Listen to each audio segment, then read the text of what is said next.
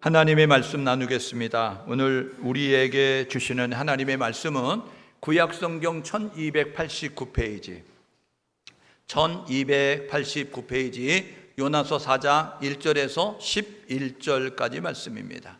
구약성경 1289페이지 요나서 4장 1절에서 11절의 말씀인데요, 우리 다 같이 자리에서 일어나셔서 저와 여러분 한 절 한 절 교독하고 마지막 절인 11절은 합독하겠습니다. 요나가 매우 싫어하고 성내며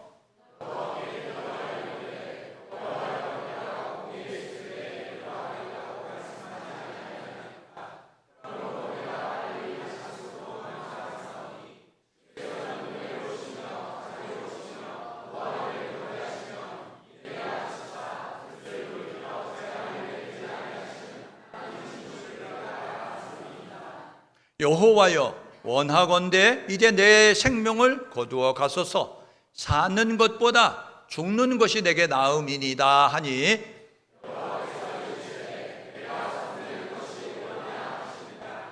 요나가 성읍에서 나가서 그 성읍 동쪽에 앉아 거기서 자기를 위하여 초막을 짓고 그 성읍에 무슨 일이 일어나는가를 보려고 그 그늘 아래에 앉았더라.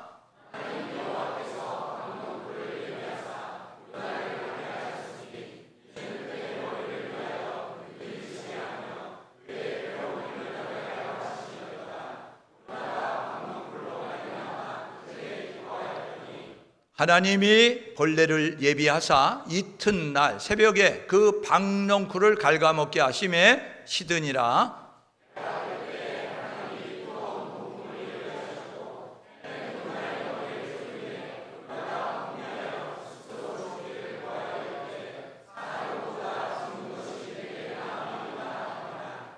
하나님이 요나에게 이르시되 내가 이 박넝쿨로 말미암아 성내는 것이 어찌 우르냐 하시니, 그가 대답하되 내가 성내어 죽기까지 할지라도 우르니이다 하니라.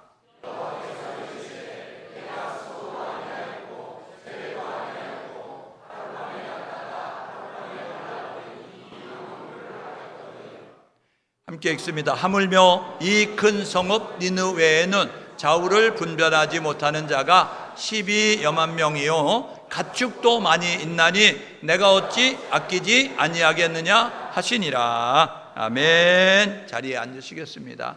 오늘은 요나서 4장 1절에서 11절의 말씀을 가지고 요나의 마음과 하나님의 마음, 이런 제목으로 함께 우리 하나님 말씀 상고합니다. 우리 옆 사람하고 서로 인사하겠습니다. 은혜의 단비에 젖으십시다. 메마른 대지를 촉촉이 적시는 그 단비가 많이 왔어요. 좀 적당히 이렇게 좀 내려주면 참 좋을 텐데 폭우로 내려서 좀 피해가 있지 않을까 염려가 되지만 모처럼만에 비가 내려서 너무너무 감사하고 고마운 마음이 있습니다. 한편에는 또 힘들고 어려운 이웃들도 있을 터인데 여러분들이 생각하면서 그 이웃들을 위해서 중보기도 하는 것 아끼지 않는 우리 모두가 되면 좋겠습니다. 다시 한번 이렇게 우리 한번 외쳐보면 좋을 것 같아요. 오직 예수, 오직 예배, 오직 천국. 시작. 네, 우리는 예수 그리스도가 구원자임을 믿습니다. 우리는 예배를 통해서 하나님 만나는 것을 믿습니다. 우리 소망은 천국 가는 것입니다. 천국 소망하면서 힘있게 달려가는 우리 모두가 될 수 있기를 주님의 이름으로 축복합니다. 자, 우리 하나님께서 우리에게 언어에 특별한 은혜를 베풀어 주셨어요. 이 언어는 이제 우리가 의사소통을 하는데 자기의 감정을 표현하는데 이렇게 굉장히 중요한 그런 이제 수단이 되게 되지요. 이 언어, 사람들이 하는 그 말을 들어보면 그 사람의 내면이 담겨져 있음을 봅니다. 그 사람의 말, 어투를 들어보게 되면 이 사람이 화가 났는지, 이 사람이 지금 두려워하는지, 이 사람이 지금 무엇을 목표를 하고 있는지 그 말 속에서 이제 우리가 어느 정도 감지할 수 있어요. 그래서 그 사람의 생각도 알 수 있고 그 사람의 뜻도 알 수 있고 그 사람의 그런 의도와 감정도 알 수 있고 그 사람의 가치관도 알 수 있게 되는 것이죠. 하나님께서는요 우리를 창조하셨어요. 우리 형상을 따라 하나님의 형상 따라 우리 인간을 만드시고 우리 인간들에게 하나님의 그러한 의도와 하나님의 뜻과 하나님의 그러한 생각들을 우리에게 전달해 주시고자 성경을 주셨어요. 성경을 읽으면 하나님의 의도와 뜻과 생각을 알게 됩니다. 또 하나님께서 선지자들을 보냈어요. 선지자들은 보냄을 받은 자로서 하나님께 보냄을 받은 자로서 하나님의 형상 따라 지음받은 사람들에게 말씀을 전하게 되는 거죠. 그래서 하나님이 누구신지를 성경을 통해서 선지를 통해서 그리고 이제 죄에 대한 경고와 그리고 회개를 촉구하는 내용들을 우리가 만나게 됩니다. 그런가 하면 그런 식으로 가면 하나님이 심판하신다? 이렇게 하면 하나님이 축복하신다? 라는 내용들을 만나게 되고요. 믿음의 사람으로서는 이렇게 살아야 된다 라고 이야기하면서 에베소서 5장 8절에 보니까 너희가 전에는 어둠이더니 이제는 주 안에서 빛이라 빛의 자녀처럼 살아라 라고 이야기하면서 빛의 자녀는 의로움과 착함과 진실함이다 라고 이야기하면서 믿음의 사람은 세상을 살아가는 세상 사람들과 다른 생활 방식을 가지고 살아야 된다는 거예요. 성실하고 진실하고 신실한 가운데서 삶을 살아감이 우리 가운데 있어야 된다. 그래서 도덕과 윤리, 수준 높은 도덕과 윤리를 우리에게 말씀해 주고 있어요. 그런가 하면 구약 성경에 보니까 구원자 예수가 이 땅 가운데 오실 것이다. 그는 천회의 몸을 통해서 오실 것이다. 그는 예루살렘에 태어날 것이다. 베들레헴에 태어날 것이다. 그는 나귀 새끼를 타고 예루살렘에 입성할 것이다. 그는 고난받는 종으로 이렇게 십자가에 채찍을 당하시면서 죽임을 당하게 될 것이다 라는 것을 구약을 통하여서 선지를 통해서 말씀해 주셨어요. 신약에 보게 되면 하나님의 구원의 계획을 이루고자 예수 그리스도가 이 땅 가운데 오셔서 구약에 예언하신 그 내용 그대로 진행하시면서 구원의 계획을 이루어 가셨다는 것을 말씀하면서 이제 승천하시면서 너희가 본 모습 그대로 다시 오실 것이다. 재림을 약속하면서 이제 예수에 대한 예언과 성취가 이루어지는 것이 구약과 신약의 성경이다 라고 말씀하는 것을 우리가 보게 되어지죠. 여러분, 하나님은요 천지 만물을 창조하신 분입니다. 그렇기 때문에 하나님은 열방에 관심을 가지고 있어요. 하나님은 한 곳에만 관심을 갖지 않고 하나님은 열방에 관심을 가지고 있다는 것입니다. 하나님은 특별한 사람만 사랑하지 아니하고 모든 사람을 사랑한다는 것입니다. 그래서 요한복음 3장 16절 하나님이 세상을 이처럼 사랑하사 독생자를 주셨다라고 말씀하고 있는 것입니다. 하나님의 마음은 열방에 관심을 가지고 있고 열방에 이제 눈을 주목해서 보고 계시다는 사실입니다. 그래서 하나님이 예수를 보내신 목적이 뭐냐 하면 하나님은 심판을 하시기를 원하지 않고 구원받기를 원하는 거예요. 이게 요한복음 3장 17절에 있습니다. 하나님께서 그의 아들을 보내신 것은 심판하기 위함이 아니라 구원을 위해서 오셨다. 예수 그리스도는 심판을 위해서 오시는 것이 아니라 구원을 위해서 오셨다는 것입니다. 그래서 성경은 말하죠. 누구든지 주의 이름을 부르면 구원받으리라. 주 예수를 믿으라. 그리하면 너와 내 집이 구원을 받으리라 라고 말씀하면서 예수를 부르고 예수를 믿을 수 있도록 말씀하고 있는 것입니다. 하나님께서는요 선지를 통해서 말씀하시죠. 이 아모스라는 선지자는 북이스라엘에 활동했던 선지자인데 가장 번성해서 활동했던 선지자. 아모스 3장 7절에 보니까 하나님께서는 선지를 통해서 말씀하지 않고는 자기의 일을 시행하지 아니하신다. 하나님은 미리 알려주시는 거예요. 선지자를 통해서 경고하시고 교훈하시고 권면하시고 충고하시면서 알려주시고 그 일을 시행하신다는 것입니다. 그러므로 우리가 귀를 열고 들으면 우리가 집중해서 보면 하나님의 의도와 뜻과 계획을 알 수 있는 것이죠. 예레미야 29장 11절에 보니까 너희를 향한 나의 생각은 이야기하면서 하나님께서 예레미야 29장 11절에 너희를 향한 나의 생각은 재앙이 아니고 평안이라. 내가 너희에게 미래와 소망과 희망을 주기 원한다 라고 말씀하고 있어요. 하나님은 우리에게 좋은 걸 주시길 원하신다고요. 그러므로 저와 여러분 모두가 하나님께 집중해서 하나님을 바로 알게 되면 하나님의 놀라운 은혜를 덧입게 되는 것을 우리가 보게 되죠. 하나님은 북이스라엘에도 남유다에도 분열왕국 시대에 선지자들을 계속 보냈어요. 북이스라엘의 선지자들이 있었는데 이제 그 대표적인 선지자가 누구냐면 이 엘리야, 엘리사 선지자입니다. 그들은 아합 왕 때 활동했던 이제 그 선지자들인데 그들은 구술 선지자라고 이야기해요. 책을 기록하지 않았어요. 글을 기록하지 않았어요. 그래서 말로 하나님의 의도와 뜻과 계획을 전달했어요. 그래서 말로 전달했기 때문에 구술 선지자라고 말하는 것이고, 이 호세야 아모스 선지자처럼 글을 써서 이 백성들에게 하나님의 그 의도와 뜻을 전달했기 때문에 이 사람들을 문서 선지자라고 이렇게 말하죠. 북이스라엘의 여로보암과 이제 여로보암 2세 때 호세와 아모스라고 하는 선지자가 있었다면, 남유다에는 여러분 미가, 이사야 선지자가 있고 예레미야 선지자, 하박국 선지자, 스바냐 선지자, 여러분 이제 그러한 선지자들이 있었음을 우리가 보게 되는 것이죠. 분열 왕국 시대에 하나님께서 8세기 경에 이렇게 말씀하신, 북이스라엘에게서 말씀하신 선지자가 있어요.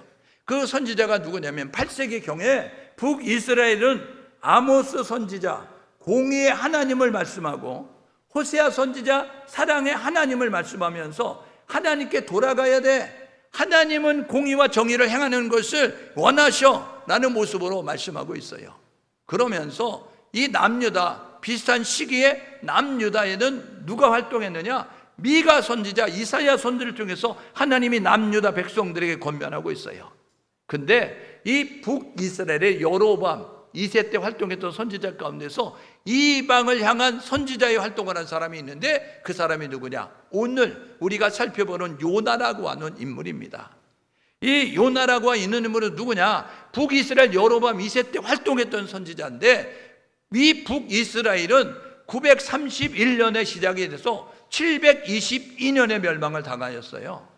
그러니까 931년에서 721을 빼면 약 210 정도 남습니다. 219 나오니까 여러분 10년 정도의 그러한 이제 북이스라엘의 왕족 가운데서 19명의 왕이 있었어요. 이 19명의 왕 가운데서 여로보암 2세는 누구냐면 5번째, 9개 왕족 가운데 5번째 왕조인 예후 왕조의 왕으로서 19명의 왕 가운데 13번째 왕입니다. 그때가 북이스라엘의 전성기였어요. 북이스라엘의 남유다와 평화를 공존하고 있었고, 그래서 그들은 정치적으로 어떤 모습을 가질 수 있었느냐면, 그 당시에 자신들을 괴롭혔던 암몬이라는 나라가 신흥 강국으로 등장한 아수르와 전쟁을 하는 사이에 국력을 키울 수가 있었어요. 그래서 이 열왕기하 14장 23절에 보니까 요나 선지를 통해서 하나님이 말씀하셨어요. 뭐라고 말씀하냐면 너의 영토가 이렇게 확장이 될 거야 라는 모습으로 말씀하게 됐어요. 그래서 이 여로보암 2세 때 북이스라엘이 가장 넓은 영토를 차지했는데, 다윗 왕과 같은, 솔로몬과 같은 영토를 차지하게 됐습니다. 그의 영토가 어디까지냐면 하맛에서 아르바까지, 그리고 아람의 수도인 다메섹까지 점령하는 모습을 갖게 됐어요. 글쎄요, 여기에 보게 되면 이제 이렇게 있는 모습을 갖게 되는데, 이 북이스라엘에 이 영토 확장이 있었다고 하면 그들은 무역로를 차지해서 중개의 무역을 통해서 그래서 부를 축적할 수 있었어요. 그 당시에 부자들은 상아로 만든 침대에서 잘 정도로다 그렇게 부유함을 누리는 모습을 갖게 됐어요. 그들은요 210년 가운데서 19명의 왕이 있었는데, 이 여로보암 2세는 몇 년 동안 왕이 있었냐? 41년 동안 왕이 있었어요. 그러면요 시므리 같은 경우에는 7일 동안 왕이 있었고, 어떤 왕은 한 달 동안 왕이 있었고, 여러분 자꾸 리더십이 바뀌면 흔들흔들 걸릴 수밖에 없잖아요. 그런데 이 여로보암 2세는 41년 동안 왕에 있었다고요. 그러니까 이 나라가 정치적으로 안정이 되고 군사적으로 막강하고 경제적으로 부흥하는 모습을 가졌어요. 그러니까 외부의 사람들이 다 부러워하는 거예요. 북이스라엘 대단해, 엄지척 하면서 대단하다고 칭찬하는 모습을 가졌어요. 그런데 외화 내빈이라고, 외화 겉으로 화려하고 아름다운 것처럼 보여지지만 내빈 안으로는 하나님이 기뻐하지 않는 모습을 가져요. 그래서 아모스 선지를 통해서 8장 11절에 말하죠. 물이 없어 가람이 아니라, 양식이 없어 주림이 아니라 주의 말씀을 듣지 못한 영적 기갈, 이렇게 말씀하고 있는 거예요. 그들은요 부유함이 있었다니까요, 경제적인 부유함을 누리고 있었다니까요, 영토가 넓었다니까요, 정치적으로 안정이 됐다니까요. 그래서 그들은 자랑할 것이 많이 있는 모습을 가졌는데, 하나님은요 이 요한계시록에 보니까 나는 부자라 이야기, 너는 가난해 라고 이야기하는 것처럼, 나는 살았다 라고, 너는 죽었어 라고 말하는 것처럼 그런 모습이 있음을 우리가 보게 되는 거죠. 그러니까 여러분, 이 종교적인 상황은 어땠느냐? 그들은요 영적인 타락 가운데 있게 되는 거예요. 그래서 그들은 하나님만 섬겨야 되는 것이죠. 신명기 6장 4절 5절 그러니까 쉐마 이스라엘, 이스라엘아 들으라, 여호와 하나님은 유일한 여호와시니 너는 몸과 마음과 뜻을 다하여 하나님만 사랑하라 라고 이야기하는 유일신앙으로 살아야 되는데, 이 북이스라엘은 어떻게 됐느냐 하면 이제 그 하나님도 섬기는 모습을 가진 거예요. 일원주의, 하나는, 으뜸은 하나밖에 없는 게, 우리 현대는 어때요? 다원주의, 모든 것이, 많은 것들이 으뜸이 되는 세상이 되고 있어요. 여러분, 으뜸이 많은 게 될 수 있어요? 으뜸은 하나밖에 안 되는 것입니다. 여러분, 진리는 하나밖에 없는 거예요. 여러분, 구원은 오직 예수를 통해서 되는 것입니다. 그런데 다원주의는 뭐라 그래요? 모든 종교에 구원이 있다고 이야기하잖아요. 여러분, 다른 방법도 구원받을 수 있다라고 이야기하잖아요. 성경은 그렇게 말한 적이 없어요. 성경은 우리에게 이렇게 말합니다. 내가 길이고 진리고 생명이니 나를 통하지 않고는 아버지께로 갈 수 없느니라.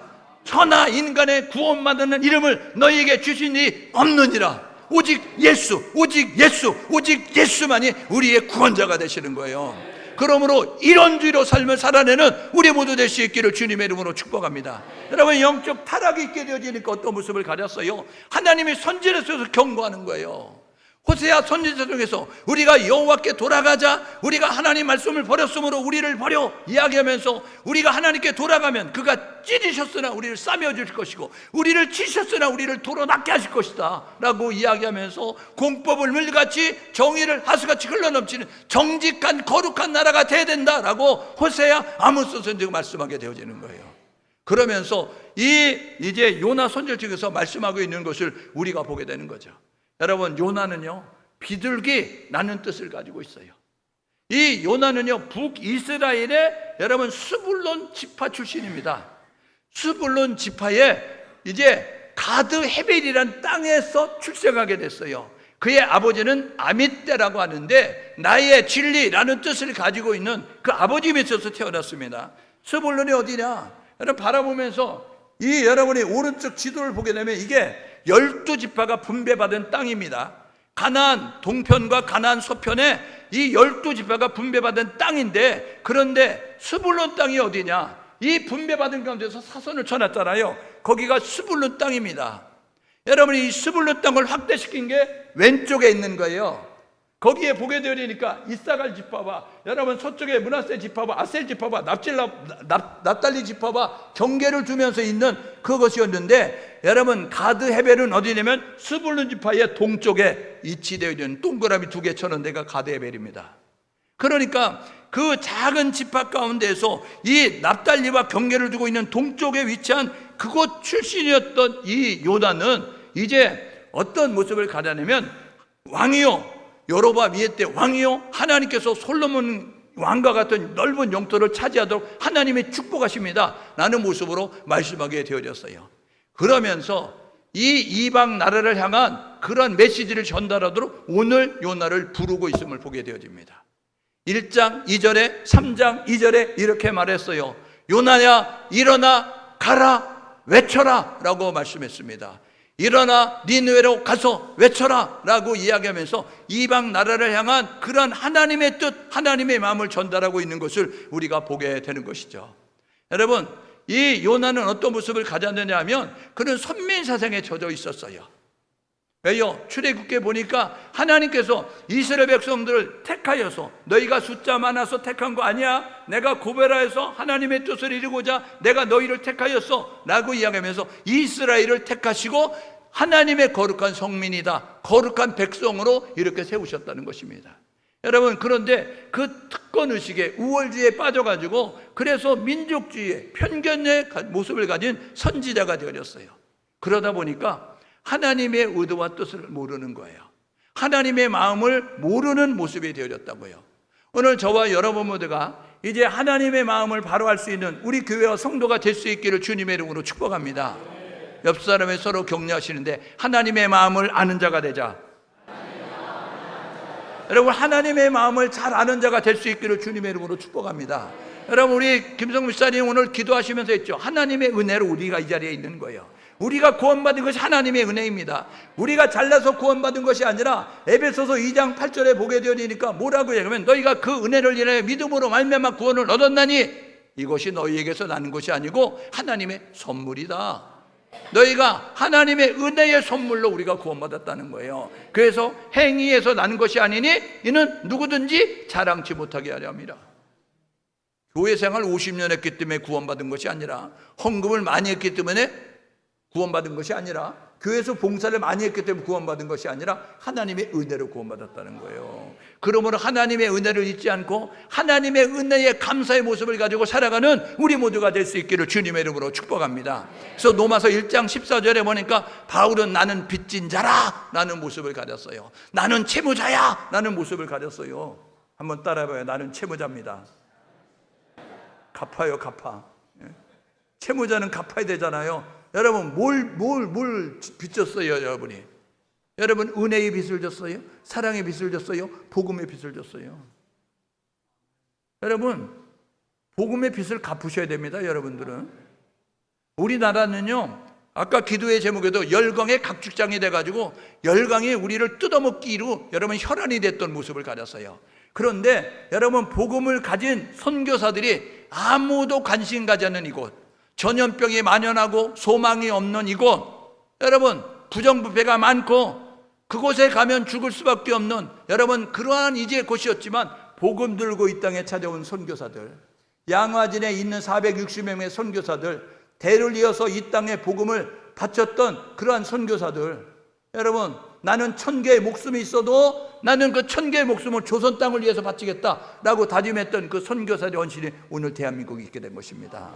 그러므로 저와 여러분 모두가 이 복음의 빚을 갚기 위해서 나는 빚을 졌다, 하나님께는 은혜와 사랑의 빚을 졌다, 나는 이 복음의 빚을 졌다, 그래서 복음의 빚을 갚기 위해서 노력하는 우리 모두 될 수 있기를 주님의 이름으로 축복합니다. 그런데 여러분, 한국교회가 어떤 모습을 가지고 있는 거예요? 하나님의 마음을 모르는 상태로 있는 거잖아요. 하나님의 마음을 전혀 모르는 상태로 삶을 살고 있는 거잖아요. 여러분, 하나님의 명령이 뭐였어요? 이렇게 말하죠. 니느웨로 가라, 하나님이 심판한다고 외쳐라 라고 말씀하고 있는 거예요. 그래서 3장 5절에 보십시오. 니네에 가서 외쳐라. 뭐라고? 40일 지나면 하나님이 심판한다. 이렇게 하라고 하는데 여러분 그 메시지를 들었던 그 요나는요 가지 않는 거예요. 니느웨가 어떤 곳이냐면요, 이 이스라엘의 적대적인 국가였던 아수르의 그러한 수도 역할을 감당하는 엄청난 도시였어요. 여러분, 그러니까 이스라엘의 입장에서는 이 아수르가요 잘못되기만을 마음에 빌고 있는 상태였어요. 우리가 광복절이 이제 지났잖아요. 어저께 태극기 걸었어요? 태극기 거세요. 다이소에 가면 5,000원이에요. 예? 여러분, 태극기 안 거시면 반동분자예요. 예? 태극기 꼭 거세요. 나라 사랑, 기독교는요 하나님 사랑, 나라 사랑, 교회 사랑, 이웃 사랑이에요. 그러니까 나라가 없이 우리가 존재할 수 없으니까 여러분, 나라 태극기 안 걸었으면 여러분 회개하시고 내일이라도 사서, 오늘이라도 사서 다이소에 가서 그래가지고 여러분들이 꼭 사서 거세요. 예? 여러분, 그 태극기, 여러분 이 태극기, 여러분 예배 드릴 자유가 있는 것이 얼마나 고마운 일인지 아세요? 여러분, 나라가 있다는 것이 얼마나 고마운 줄 아세요? 나라가 없으면 부모가 없는 고아들 이리 치고 저리 치는 것처럼요, 나라가 없는 여러분 백성들은요 세상에서요 개똥참외처럼 취급받는 거예요. 그러므로 저와 여러분들과 나라가 있음에 감사하시고 나라를 사랑하는 마음 가지고 여러분 이 국경일을 맞으면 꼭 태극기를 거시고 여러분들이 그렇게 하나님의 사랑을 나라 사랑으로 표현하며 나아갈 수 있는 우리 모두가 될 수 있기를 주님의 이름으로 축복합니다. 이 니느웨가요 이 아수르의 수도니까 이스라엘 사람들은 적대 국가가 잘못되기를 비는 거죠. 우리는요 일본이 어떤 경기를 한다? 그러면 상대방이 어떤 나라는 상관없어요. 우리의 응원은 오직 한 가지입니다. 일본 져라, 아무나 이겨라. 이런 모습을 가지고 있어요. 그러니까 일본과 싸움을 한다, 전쟁을 한다, 경기를 한다, 그러면 어떤 나라든지 상관없어요. 일본 져라, 아무 나라나 이겨라. 이런 모습 가지고 우리는 하잖아요. 지금 이 북이스라엘의 요나가 그런 마음을 가지고 있었어요. 아수로 잔인한 민족이었거든요. 그들은요, 점령을 하면요, 그 사람의 껍질들이 벗겼어요. 사람의 피부를 벗겨서 죽이는 모습을. 잔인한 민족이었다고. 그냥 그러니까요, 그들에게 점령이 된 민족 사람들은요, 엄청난 고통을 당하니까 이스라엘이 그것을 알고 있기 때문에 아우 생각하기 싫어 막 이런 모습을 가지고 있는데 하나님이 그 땅을 가라는 거예요. 그래서요, 니느웨가 네 알겠습니다 하고 가려고 했어요. 그런데 머리는 되는데 손발이 안 움직이는 거예요. 그래서 어떻게 했어요? 그가요, 니느웨로 가라는데 다시스로 갔어요. 보십시오. 그가 있는 곳에서 니느웨는 동북쪽으로 800여 킬로 떨어진 곳이에요. 니느웨로 가라, 다시스로 가라, 이렇게 니느웨로 가렸을 때 그것은 이제 한 800여 킬로 떨어진 거예요, 동북쪽으로. 그런데 그가요, 요바로 내려가지고 배를 타고 어디로 갔냐면 서쪽으로 갔어요. 다시스라고 하는 것. 이 다시스는 어디냐면요, 지금 스페인 남부 지역입니다. 니느웨는 어디냐면 지금 이라크의 모술 지역이에요. 여러분, 그러니까 완전 정반대 방향으로 동북으로 가는데, 서쪽으로 가는데 800여 킬로 떨어졌는데 4천여 킬로 떨어진 다시스 가려고 배 타고 도망가는 모습을 가져요. 그래서 1장 보십시오. 요나서 1장. 요나서는 4장으로 되어 있으니까 15분 정도만 읽으면 읽을 수 있어요. 오늘 여러분들이 4장 1절에서 11절 읽었죠? 그 한 장 읽은 거예요. 1189년 가서 여러분은 성경 한 장 읽었다고요, 오늘. 여러분, 그러니까요, 거기에 보게 되면 여호와의 낯을 피하여 하나님의 얼굴을 피하여 하나님을 등지고 떠나는 모습을 가지고 있었던 이 요나를 우리가 만나게 되는 거예요. 그런데 여러분, 그의 의도대로 했어요. 하나님의 말씀엔 뜻과 계획이 있다고요. 그래서요, 그가 배를 타고 이제 그렇게 가게 되어지는데 풍랑을 만났습니다. 근데 어떻게 됐어요? 1장 5절에 보니까 배 밑창에 가서 잠을 자고 있는 거예요. 위에서는 난리가 났어요. 풍랑 때문에 배가 깨질 것 같아가지고요, 선물 가지고 가던 거 다 버리고요, 이제 장사하겠다고 물건 준비해 가던 거 다 버리고요, 사람들이 배를 가볍게 해서 침몰하지 않도록 위에서는 선장과 선주들과 모든 사람이 호들갑을 떨고 있고, 여러분, 그 두려움에 벌벌벌 떨면서 노력하고 있는데, 그런데 배 밑창에 대해서 쿨쿨 잠자고 있는 요나의 모습. 여러분, 이게 오늘 한국교회의 모습이고 오늘 우리의 모습입니다. 지금 풍랑 때문에 침몰 위기에 있는 가운데 있는 마지막 때에, 주님의 재림에 가까운 이때에 여기저기서 아우성을 치고 여기저기서 힘들고 어렵다고 하는 가운데 있는데, 우리는 편안하다, 우리는 안전하다 하면서 영적 잠을 자고 있는 한국교회 성도들 깨어날 수 있기를 주님의 이름으로 축복합니다. 옆 사람을 서로 격려하십시다. 깨어나야 삽니다. 오늘 저와 여러분 모두가 깨어나야 되는 거예요. 기도해야 되는 거예요. 여러분, 깨어나면 살고요, 기도하면 사는 것입니다. 지금 나라와 민족을 위해서 회개의 기도가 필요하잖아요. 여러분, 우리 하나님 나라를 위해서 우리가 열심으로 전도하며 필요하다는 사실 기억하셔서, 지금 마귀가 혈안이 돼서 여러 가지로 노력하고 있으니까 이 우는 사자처럼 산길자리에서 헤매고 있는 이 사단의 공격을 물리치기 위해서 깨어서 시험에 들지 않게 기도하라. 깨어서 분별하고 하나님의 말씀으로 무장해서 사단을 물리치면서 믿음의 행진을 이어가는 우리 모두 될 수 있기를 주님의 이름으로 축복합니다. 그러니까 이 요나는요, 언행불일치, 신행불일치의 모습을 갖는 거예요. 언행불일치가 뭐예요? 말과 행동이 다른 거예요. 신행불일치가 뭐예요? 믿음의 고백과 행동이 다른 거예요. 이사야서 29장 13절에 이렇게 말합니다. 이사야 29장 13절, 너희가 입술로는 하나님을 존경하나 너희가 입술로는 하나님을 공경하나 마음은 하나님에서 멀도다. 여러분, 예배가 드려지고 있었어요. 그런데 하나님의 임재가 없는 예배를 드리면서 그들은 이 화려한 의식과 이 종교적인 행사에 만족하면서 하나님이 축복할 거야 라는 모습을 가지고 있었다고요. 그러면서 전혀 이제 하나님의 마음에, 하나님의 눈물이, 하나님의 관심이 있는 것에 전혀 마음을 두지 않는 모습을 가지고 있는, 그래서 언행불일치, 신행불일치의 모습을 가졌어요. 신앙은 언행일치입니다. 신앙은 신행일치입니다. 여러분, 언행이 일치되고 신행이 일치돼서 우리의 신앙이 진짜임을 보여줄 수 있기를 주님의 이름으로 축복합니다. 요한일서 3장 18절에 이렇게 말하죠. 너희가 말과 혀로 사랑하지 말고 행함과 진실함으로 하라 라고 이야기했던 그분은 요한일서 4장 20절에 눈에 보이지 않는 하나님을 사랑한다고 고백하면서 눈에 보이는 형제를 사랑하지 않으면 거짓말하는 자니, 눈에 보이지 않는 하나님을 사랑하는 자는 당연히 마땅히 눈에 보이는 형제를 사랑해야 할지니라.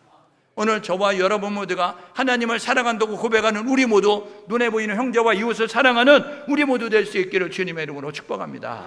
여러분, 이 요나를 위해서, 불순종하는 요나를 위해서, 다시생 배를 타고 서쪽으로 도망가는 요나를 위해서 하나님이 하신 일이 뭐예요? 기회를 주시면서 하나님께서 큰 바람으로 물고기 뱃속에 들어가게 만들었어요. 물고기 뱃속에 들어간 그가요 3일 3일 동안 있으면서 이 요나서 2장에 보니까 끈적끈적하고 답답하고 여러분 불편한 가운데서 하나님 앞에 회개했습니다. 근데 자기의 죄를 고백하진 않아요. 하나님 앞에 하나님은 오르십니다, 하나님은 맞습니다, 이런 모습 가지고 하면서 이제 반쪽짜리 회개를 해요. 그럼에도 불구하고 하나님이 물고기를 명하시니까 물고기가 우악 하게 되어져서 이제 그 물고기가 뱃속에서 나왔다라고 이야기하는 거예요. 그래서 3장 1절에 다시 니느웨에 가서 이제 외쳐라 라고는 하나님의 명령을 주면서 40일 뒤에 심판한다, 이거 외치라고 이야기했어요. 그런데 여러분, 그 느니웨 성이 얼마냐면 큰 성읍이었어요. 사흘길이었어요. 사흘길. 그런데 여러분, 요나가 며칠 했냐면 사흘길인데 사흘 동안 일하지 않고 하루 동안 일했어요. 이거는 뭐냐면 대충 했다는 거예요. 눈에 보이는 데만 했다는 거예요. 찾아갔는데 문 닫혀 있으면요 두드리지 아니하고 그냥 돌아서서 나왔다는 거예요. 여러분, 사흘길인데 일주일을 하는 거는요 꼼꼼히 자세히 한 거예요. 사흘길인데 하루 일했다? 이건 대충 한 거예요. 왜요? 할 수 없어 간 거예요.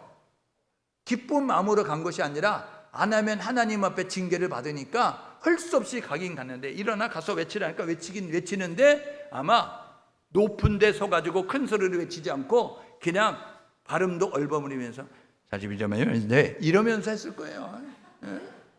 뭔 소리인지 알아들었어요? 못 들었잖아요. 왜냐면요 들으면 안 되는 거예요. 니네 사람들은 들으면 안 되는 거예요. 니네 사람들 잘못 들어라, 니네 사람들 딴 데 정신 받아서 듣지 말아라, 40일 이런다 이러면서 하는 거요.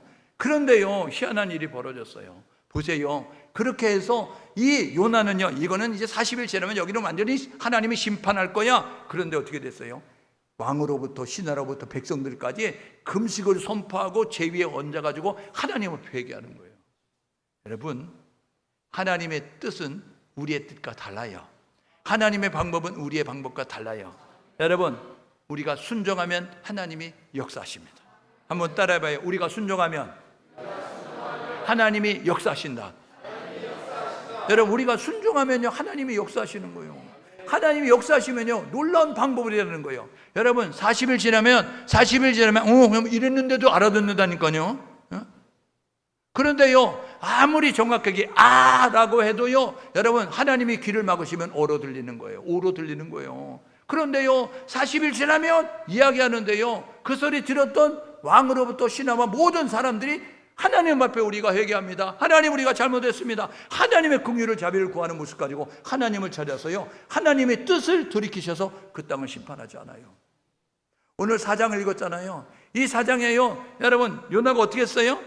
오늘 4장에 보십시오. 4장 5절에 오늘 1절은요 싫어하여 분을 내면서 하나님 앞에 이렇게 말합니다. 하나님, 내가 고국에 있을 때 40일 지나면 멸망한다고 했잖아요. 심판한다고 했잖아요. 그러니까 그 약속을 지키세요. 약속을 지키신 하나님, 그러니까 나는 지금부터 준비할 거예요. 이야기하면서 뭘 준비해야 되냐? 그가요 이뻐요. 그런데 이 준비를 한 것이 무엇이냐면요, 그가요 높은 데 올라가서 초막을 지었어요. 초막을 딱 짓고요, 그리고 이 니느웨 성이 어떻게 되는가 보려고 이제 구경하니 4장 5절이에요. 여러분, 심판한다고 하면 어떻게 되는 거예요? 불이 붙었어요. 그러면 그 집에 사람이 있다고 하면 어떻게 되는 거예요? 아이고, 통닭구이 되는 거 잘 보자, 이런 모습으로 있어야 되는 거예요. 물속에 빠져 들어가요. 그런데 애가 저벅저벅 물 깊은 물로 막 들어가요. 그러면 이제 잘 빠지는가 보자, 이런 모습 가지고 팔짱 끼고 있어야 돼요. 어떻게 되는 거예요? 지금 요나가 4장 5절에 봐요. 4장 5절에 지금 니느웨 성이 심판을 당하는 그 광경을 지금 이루어지게 되는데, 요나가 뭐 했다고요? 초막을, 자기를 위하여 초막을 졌어요. 초막 지을 시간에 니느웨 성에 가서 외쳐야 되는 거 아니에요? 여러분, 초막을 짓고 어떻게 되는가 구경하기 전에 그 사람들 가서 흔들어 깨워가지고 이 성에서 빨리 나가야 됩니다, 회개해야 됩니다 라고 말해야 될 요나가요 지금 구경하려고 방관자에 대해서로 여러분 초막 찍고 앉아가지고 이런 모습을 가지고 있었어요. 하나님이 요나에게 은혜를 베풀었어요. 그래가지고 어떻게 됐어요? 은혜를 베풀게 되니까 하루 만에 박농쿨이 자라가지고 그늘이 딱 지는 거예요. 할렐루야, 하나님 축복하시는구나, 하나님 나 사랑하는구나, 뜨거울까봐 이렇게 가려주시네, 할렐루야, 이런 모습 가지고 그랬어요. 그런데 그 다음날 벌레가 와가지고 먹고요, 그리고 해가 쨍쨍 때리니까 머리가 익을 것 같은 거예요. 하나님, 이게 말이 됩니까? 이런 모습 가지고 왜 벌레를 보내시고 왜 뜨거운 햇빛을 비춰가지고 머리를 익게 만들고 하나님 나 사랑하는 거 맞아요, 막 이러면서요 철저하게 자기 위주로 하나님 앞에 여러분 그렇게 말하고 있는 요나의 모습. 이게 우리의 모습 아니에요? 오늘 한국교회 모습 아니에요? 부흥을 주니까 하나님 할렐루야 감사합니다, 이런 모습을 가지고 있다가요 갑자기 다음 세대가 이제 부흥이 안 되니까 하나님 그럴 수가 있는 거예요? 이런 모습 가지고 있잖아요. 저와 여러분 모두가 우리의 편리함과 우리의 유익만을 구하면서 여러분 그 주변을, 이웃을 돌아보지 않는 모습을 가지고 있지 않는지 돌아보면서 저와 여러분 모두가 이웃에 대해 눈을 뜰 수 있기를 주님의 이름으로 축복합니다. 이웃은, 진정한 이웃은 누구냐? 사마리아 사람을 통해서 우리에게 이야기하죠. 강도 만난 사마리아 사람. 여러분, 강도 만난 진정한 이웃은 사마리아 사람이었습니다. 제사장은 피하여 지나가고 레위인은 피하여 지나갔어요. 여러분, 사마리아 사람은 자기가 가던 길을 멈추고 그 사람을 나귀에 태우고 자기는 걸어가면서 여관에 들어가서 그 사람을 치료해주고 그 사람의 치료비를 다 댈 테니까, 이 사람이 완치될 때까지 나는 먼 길을 가니까 돌아올 때 경비를 댈 테니까 이 사람 치료해달라고, 밥 때 되면 밥을 먹여주고 이 사람이 치료하면 약을 먹여주고 그러면서 치료해달라고 하면서 갔어요. 예수님 말하였어요. 누가 강도 만난 사람의 진정한 이웃이냐? 오늘 저와 여러분 모두가 참된 이웃이 되기 위해서 노력할 수 있는 우리 모두 될 수 있기를 주님의 이름으로 축복합니다. 요나는 아버지의 하나님의 마음을 모르는 거예요. 그래서 그는 철저하게 자기의 그러한 모습을 가지고 행동하는 모습을 가졌어요.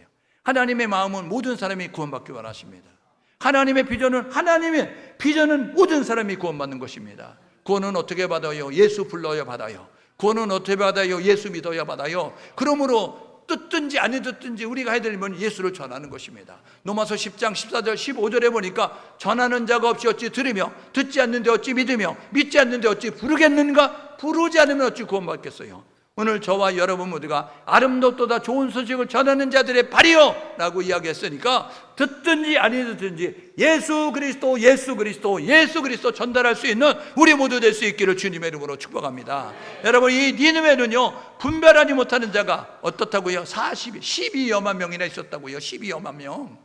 그런데 자기를 위하여 그거 사라졌다고 원망 불평하고 있는 모습을 가지고 있는 이 니느웨, 이 요나를 향하여서 지금 말하고 있잖아요. 하나님이, 야, 너가 재배했어? 너가 그거 키웠어? 내가 그거 은혜로 줬잖아. 그런데 너 하룻밤에 그거 사라지는 거 보면서 그렇게 원망 불평하고 성내고 분해하면서, 그러면서 이 사람 불에 들어가서 심판받고 죽을 수밖에 없는 12여만 명이 있는 니느웨, 너는 관심이 없냐? 라는 모습 가지고 말씀하고 있는 거예요. 여러분, 우리는 하나님의 은혜를 입은 사람입니다. 우리는 하나님의 은혜로 하나님의 자녀가 됐고요, 그리고 우리가 교회라는 공동체를 함께 어우러졌다는 것입니다. 하나님의 마음을 알 수 있는 우리 모두 될 수 있기를 주님의 이름으로 축복합니다. 하나님의 마음을 알아서 하나님의 뜻을 이루기 위하여서 복음 전도자의 사명을 감당하는 우리 모두 될 수 있기를 주님의 이름으로 축복합니다. 여러분, 이렇게 결단하고 삶을 사셔야 돼요. 이 요나는요 하나님의 은혜를 입었어요. 근데 니느웨 심판하죠. 분내는 모습을 가지고 있었어요. 초막을 짓고 자기를 위해서 박농쿨에 기뻐하는 모습을 가지고 있었고요, 철저히 이제 개인주의로 빠져있는 모습을 가지면서 심판하지 않는다고 하나님에 대해서 분나는 모습을 가지고 있는 모습을 가지고 있었어요. 우리 한국교회가 철저하게 개교회주의로, 한국교회가 철저하게 자기만을 위한 모습 가지고 행동하는 것에서 눈을 열고 귀를 열고 보고 들음으로 말미암아 하나님의 눈물이 있는 곳을 보고 하나님의 마음이 있는 곳으로 가서 하나님의 이제 뜻을 전달할 수 있는, 비전을 이뤄갈 수 있는 우리 모두 될 수 있기를 주님의 이름으로 축복합니다. 한번 따라해봐요. 하나님의 눈물이 있는 곳에 우리의 눈을 두자. 하나님의 마음이 있는 곳에 우리가 발길을 옮기자. 그렇죠? 잘했어요. 이렇게 결단해요. 우리 하나님의 은혜로 성도가 됐어요. 아무런 자격이 없죠.